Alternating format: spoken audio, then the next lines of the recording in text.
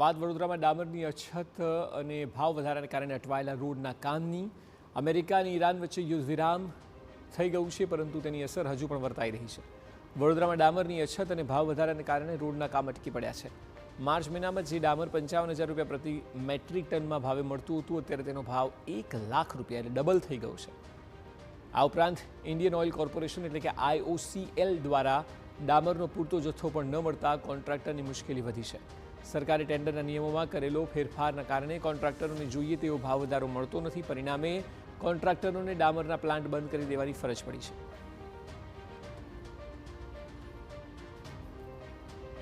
કામો બંધ કર્યા હોળીની રજાઓમાં, ત્યાં સુધીને 55,000ની આજુબાજુ ભાવ મેટ્રિક ટનનો રહેતો હતો ડામરનો. અત્યારે 1 લાખ રૂપિયાની નજીક પહોંચી ગયો છે. હવે એ ડિફરન્સના પૈસા ગુજરાત સરકારે R&B માટે તો પરિપત્ર કરીને એ ડિફરન્સના પૈસા આલવાનું નક્કી કર્યું છે અને એનો પરિપત્ર કર્યો છે, પણ કોર્પોરેશનમાં એવો કોઈ પરિપત્ર થયો નથી, એટલે એની બી અમને લોકોને મુશ્કેલી છે કામ કરવામાં.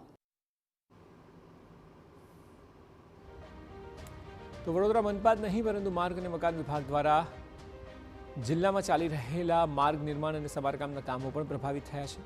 ચોમાસાની સિઝનમાં રોડ પર પડતા ખાડાઓ અને પેચવર્ક જેવા ઇમરજન્સી કામો માટે ડામર અત્યંત જરૂરી હોય છે, પરંતુ હાલની અછતને કારણે આવા તાત્કાલિક કામોમાં પણ વિલંબ થવાની શક્યતા છે. પરિણામે પ્રજાના રોજિંદા અવરજવર સંબંધિત મુશ્કેલીમાં વધારો થશે તે નક્કી છે.